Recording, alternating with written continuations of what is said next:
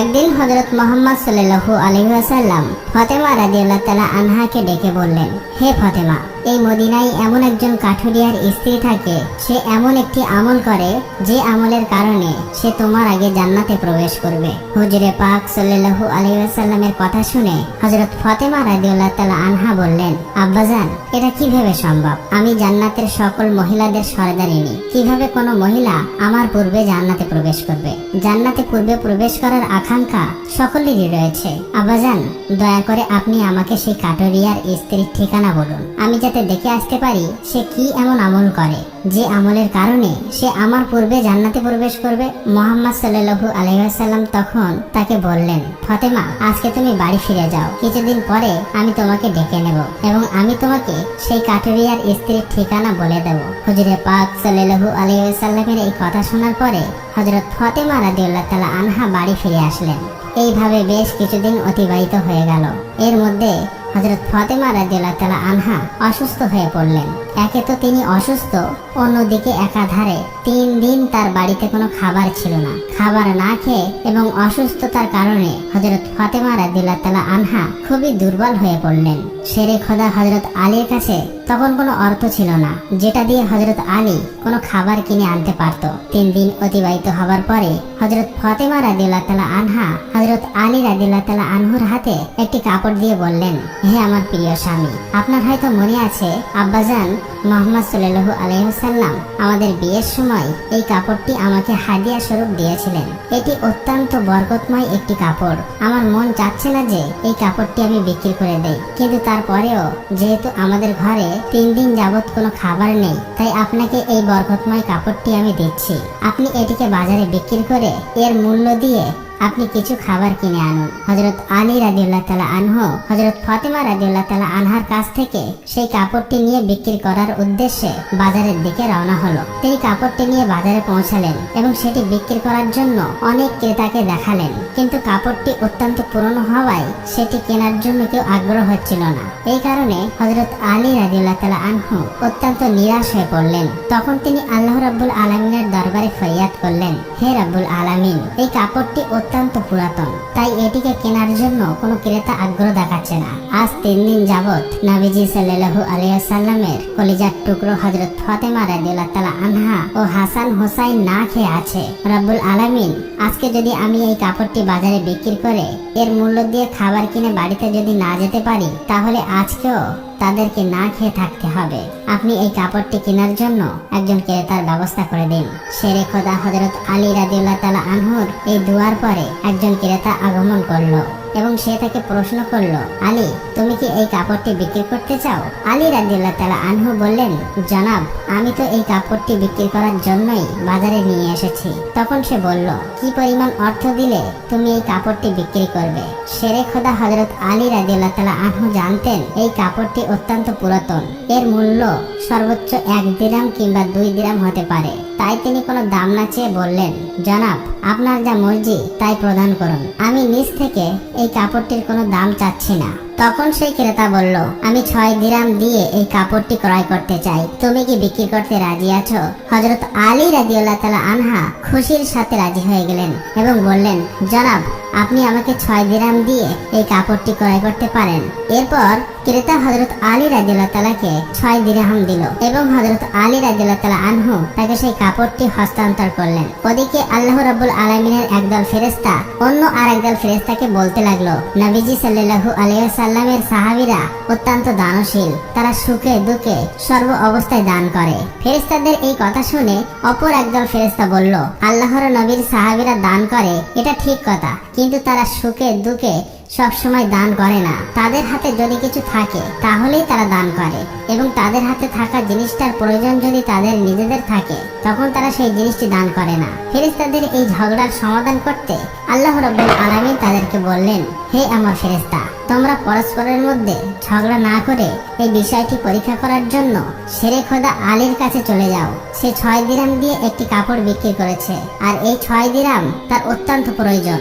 তোমরা আলীর কাছে সেই 6 দিরহাম চেয়ে দেখো সে তোমাদেরকে দেয় কিনা।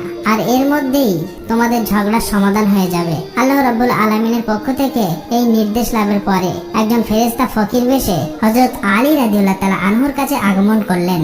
শেরে খোদা হযরত আলী রাদিয়াল্লাহু তাআলা আনহু সেই 6 দিরহাম দিয়ে খাবার কিনতে যাচ্ছিলেন।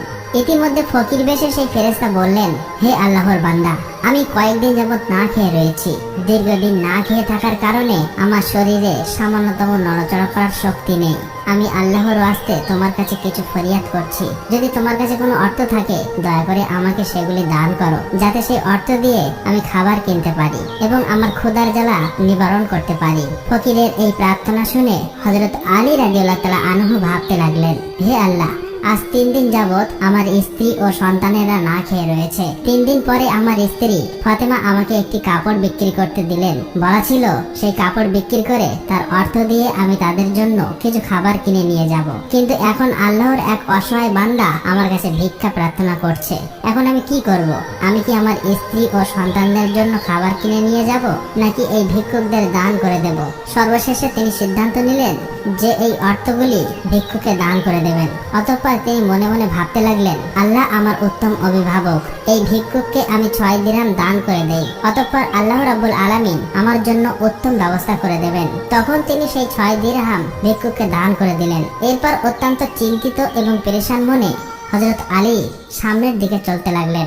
ইতিমধ্যে দেখা গেল এক ব্যক্তি হযরত আলী রাদিয়াল্লাহু তাআলা আনহুর কাছে একটি লাল ঘোড়া নিয়ে আসলো এবং সে তাকে বলল, হে শেরে খোদা আলী, আপনি কি আমার কাছ থেকে এই লাল ঘোড়াটি কিনতে চাচ্ছেন? তখন হযরত আলী রাদিয়াল্লাহু তাআলা আনহু বললেন, ভাই, আমি কিভাবে এই ঘোড়াটি আপনার কাছ থেকে কিনবো? আমার হাতে তো কোনো অর্থ নেই। তখন সেই ব্যক্তি বলল, হে শেরে খোদা হযরত আলী, আমি বাকিতে আপনার কাছে এই ঘোড়াটি বিক্রি করব।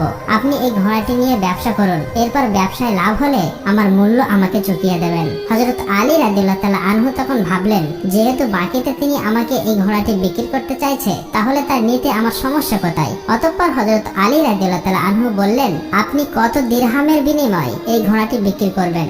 সেই ব্যক্তিটি বললেন, আমি 100 দিরহামের বিনিময়ে এই ঘোড়াটি আপনার কাছে বিক্রি করলাম। হযরত আলী রাদিয়াল্লাহু তাআলা আনহু সেই ঘোড়াটি 100 দিরহামের বিনিময়ে তার কাছ থেকে কিনে নিল।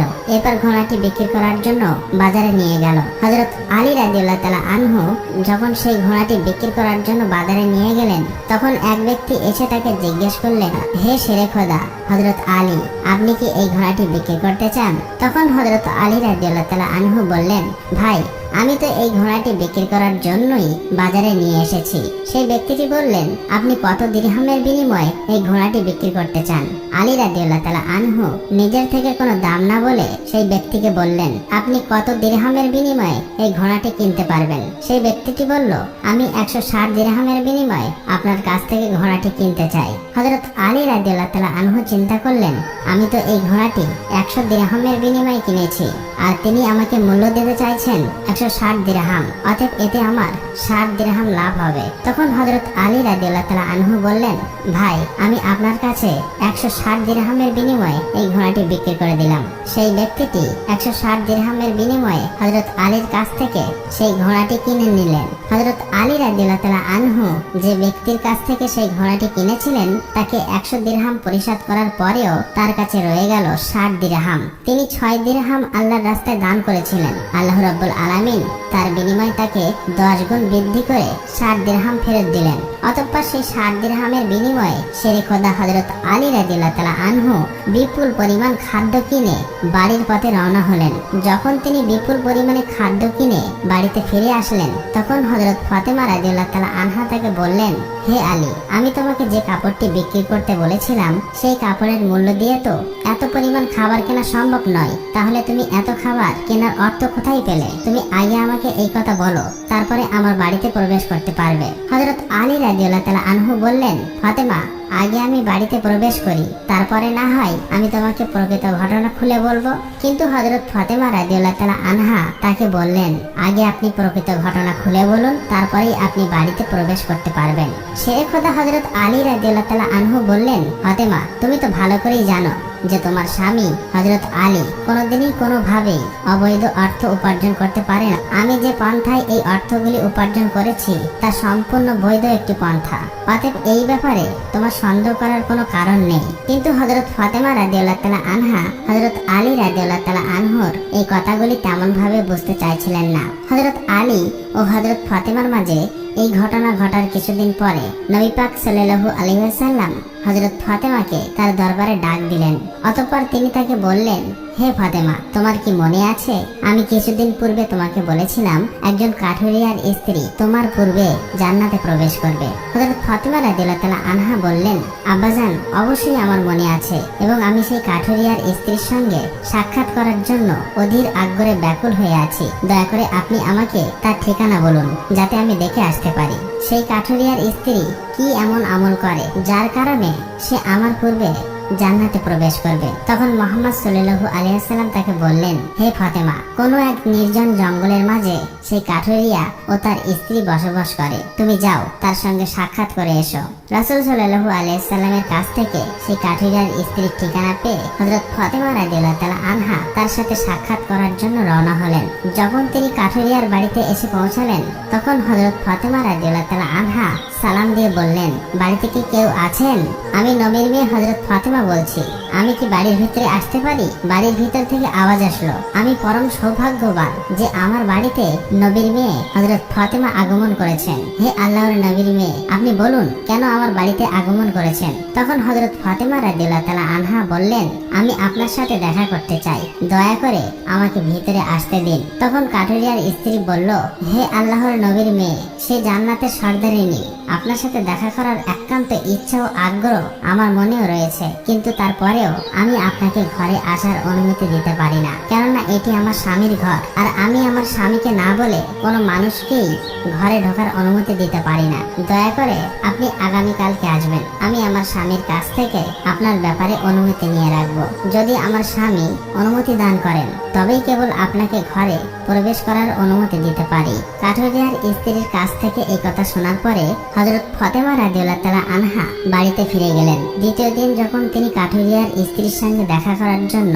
বাড়ি থেকে বের হবেন তখন হাসান রাদিয়াল্লাহু তাআলা আনহু তাকে জড়িয়ে ধরে বললেন, আম্মাজান, আপনি কালকে কোথায় গিয়েছিলেন? আপনাকে আমি খুঁজে পাচ্ছিলাম না। আম্মাজান, আপনি যেখানে যাচ্ছেন দয়া করে আমাকেও আপনার সাথে নিন। হযরত ফাতেমা রাদিয়াল্লাহু তাআলা আনহা তখন তার বড় পুত্র হযরত হাসানকে তার সাথে নিলেন। এরপরে তিনি কাঠুরিয়ার স্ত্রীর বাড়িতে পৌঁছে গেলেন। অতঃপর সালাম দিয়ে বললেন, বাড়িতে কি কেউ আছেন?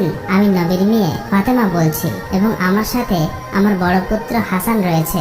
আমি কি বাড়ির ভিতরে আসতে পারি?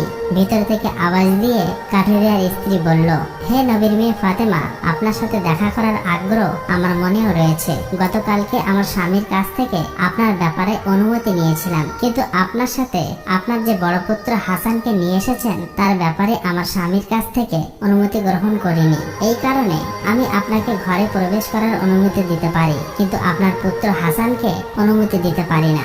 দয়া করে আপনি আগামীকাল আসবেন।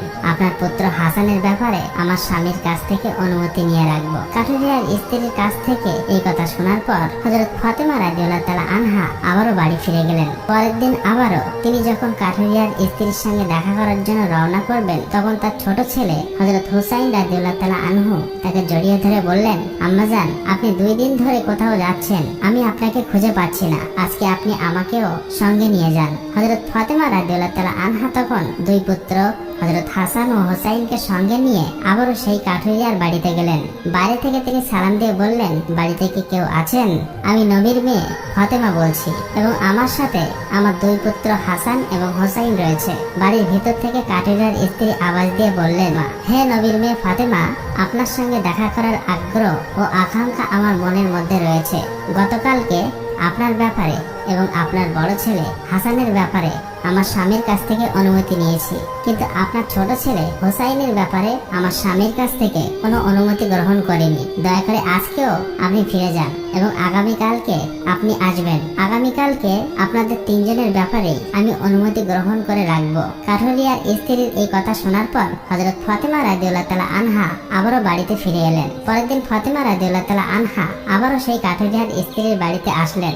তখন তাকে কাঠুরিয়ার স্ত্রী ঘরে প্রবেশ করার অনুমতি দিল। হযরত ফাতেমা রাদিয়াল্লাহু তাআলা আনহা ঘরে প্রবেশ করে দেখলো কাঠুরিয়ার স্ত্রী বসে আছে, আর তার সঙ্গে রাখা আছে একটি লাঠি, একটি মোটা দড়ি আর একটি পাত্রে পানি। এগুলি দেখে হযরত ফাতেমা রাদিয়াল্লাহু তাআলা আনহা তাকে জিজ্ঞেস করলেন, আপনি এগুলি নিয়ে বসে আছেন কেন? সারাদিন পরিশ্রম করার পরে যখন আমার স্বামী বাড়িতে ফিরবে তখন হয়তো তার অজু করার প্রয়োজন হবে অথবা তার পানি পান করার প্রয়োজন হবে। আমি চাই না আমার ক্লান্ত স্বামী পানির জন্য সামান্যতম কষ্ট পাক, যাতে পানির প্রয়োজন হবার সাথে সাথেই আমি তার কাছে পানি পৌঁছে দিতে পারি। এই কারণেই আমি পানি নিয়ে বসে আছি।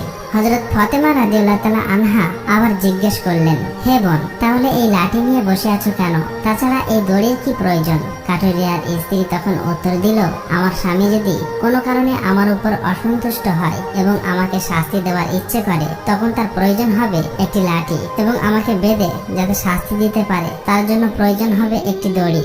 আমি চাই না এই জিনিসগুলি খোঁজাখুঁজি করতে গিয়ে আমার স্বামী কোনো রকম কষ্ট হোক, সেই জন্য আমার সামনে এই জিনিসগুলি নিয়ে বসে আছি। যখনই আমার স্বামী আমাকে কোনো কারণে শাস্তি দিতে চাইবে তখনই তার সামনে লাঠি এবং দড়ি আছে, যাতে তিনি আমাকে দড়ি দিয়ে বেঁধে লাঠি দিয়ে শাস্তি দিতে পারেন। হযরত ফাতেমা রাদিয়াল্লাহু তাআলা আনহা কাঠুরিয়ার স্ত্রীর স্বামী ভক্তি দেখে বিস্ময়ে হতবাক হয়ে গেলেন। অতঃপর তিনি তাকে আর কিছু না বলে নবী করিম সাল্লাল্লাহু আলাইহি ওয়াসাল্লামের দরবারে ফিরে আসলেন। রাসূল সাল্লাল্লাহু আলাইহি ওয়াসাল্লাম ফাতেমাকে বললেন, ফাতেমা, তুমি কি সেই কাঠুরিয়ার স্ত্রীর সাথে দেখা করে এসেছো? ফাতেমা বললেন, আব্বাজান, হ্যাঁ, আমি তার সাথে দেখা করে এসেছি। নবী করিম সাল্লাল্লাহু আলাইহি সাল্লাম বললেন, তুমি কি দেখেছো? হযরত ফাতেমা রাদিয়াল্লাহু তাআলা আনহা তখন বললেন, সেই মেয়েটি অত্যন্ত স্বামী ভক্ত। তখন মুহাম্মদ সাল্লাল্লাহু আলাইহি সাল্লাম বললেন, ফাতেমা, তার কাছ থেকে তোমার শেখার অনেক কিছু রয়েছে। হযরত ফাতেমা রাদিয়াল্লাহু তাআলা আনহা তখন বললেন, আব্বাজান, আমি তার কাছ থেকে কি কি শিক্ষা গ্রহণ করতে পারি এবং সে কিভাবে আমার পূর্বে জান্নাতে যাবে, এই ব্যাপারটি আমাকে বুঝিয়ে বলুন। রাসূল সাল্লাল্লাহু আলাইহি ওয়াসাল্লাম তখন বললেন, হে ফাতেমা, শোনো, তুমি কিছুদিন আগে তোমার স্বামী আলীকে একটি পুরাতন কাপড় বিক্রি করার জন্য দিয়েছিলে। হযরত আলী সেই কাপড় বিক্রি করে তার অর্থ দিয়ে তোমাদের জন্য অনেক খাবার কিনে এনেছিল, কিন্তু তুমি সন্দেহ করেছিলে যে হযরত আলী এগুলি বৈধ পথে উপার্জন করেছে কিনা। এই জন্য তুমি তোমার স্বামীকে ঘরে প্রবেশ করতে দাওনি এবং বিভিন্ন প্রশ্ন করার মাধ্যমে তাকে কষ্ট দিয়েছিলেন। অথচ তুমি জানতে তোমার স্বামী হযরত আলী কোনোদিনই কোনো অবৈধ পথে উপার্জন করে না। হে ফাতেমা, তুমি যখন আলীকে সেই কাপড়টি বিক্রি করার জন্য দিয়েছিলে, হযরত আলী তার জন্য কোনো ক্রেতা খুঁজে পাচ্ছিল না। তখন আল্লাহ রাব্বুল আলামিন তার ফেরেশতা মিকাইলকে সেই কাপড়টি কেনার জন্য পাঠিয়েছিলেন। আল্লাহর ফেরেশতা মিকাইল সেই কাপড়টি আলীর কাছ থেকে 6 দিরহামের বিনিময়ে কিনেছিল। এরপর আরেকজন ফেরেশতা এসে হযরত আলীর কাছ থেকে সেই 6 দিরহাম ভিক্ষা প্রার্থনা করে। আলী সেই 6 দিরহাম আল্লাহর রাস্তায় দান করে দেয়। অতঃপর সে চিন্তিত অবস্থায় বাড়িতে ফিরে আসছিল। এমন সময় ফেরেশতা জিবরাইল তার কাছে একটি লাল ঘোড়া হযরত আলীর কাছে 100 দিরহামের বিনিময়ে ধারে বিক্রি করে। হযরত আলী সেই ঘোড়াটিকে নিয়ে বাজারে যায় এবং ইসরাফিল ফেরেশতা হযরত আলীর কাছ থেকে সেই ঘোড়াটি 160 দিরহামের বিনিময়ে কিনে নেয়। আল্লাহ রাব্বুল আলামিন 6 দিরহামের বিনিময়ে হযরত আলীকে 10 গুণ বৃদ্ধি করে 60 দিরহাম দিয়ে দেয় এবং সেই অর্থগুলো দিয়েই হযরত আলী তোমাদের জন্য বিপুল পরিমাণ খাবার কিনে এনেছিল। ফাতেমা, শুনে রাখো, যে কাপড়টি হযরত আলী বিক্রি করেছিল, আল্লাহ রাব্বুল আলামিন সেই কাপড়টি জান্নাতে সংরক্ষণ করে রেখেছে এবং যে ঘোড়াটি দিয়ে হযরত আলী ব্যবসা করেছিল সেই ঘোড়াটিও আল্লাহ রাব্বুল আলামিন জান্নাতে সংরক্ষণ করে রেখেছেন। কাল কিয়ামতের দিন তুমি যখন জান্নাতে প্রবেশ করবে তখন তুমি সেই ঘোড়ার উপরে থাকবে এবং সেই কাপড়টি হবে ঘোড়ার লাগাম, আর সেই লাগামটি ধরে থাকবে ওই কাঠুরিয়ার স্ত্রী। লাগামটি ধরে রাখার কারণেই সে তোমার আগে জান্নাতে প্রবেশ করবে এবং তুমি তার পরে জান্নাতে প্রবেশ করবে। কাঠুরিয়ার স্ত্রীর অতুলনীয় স্বামী ভক্তি হলো তার এই মর্যাদা প্রাপ্তির একমাত্রই কারণ।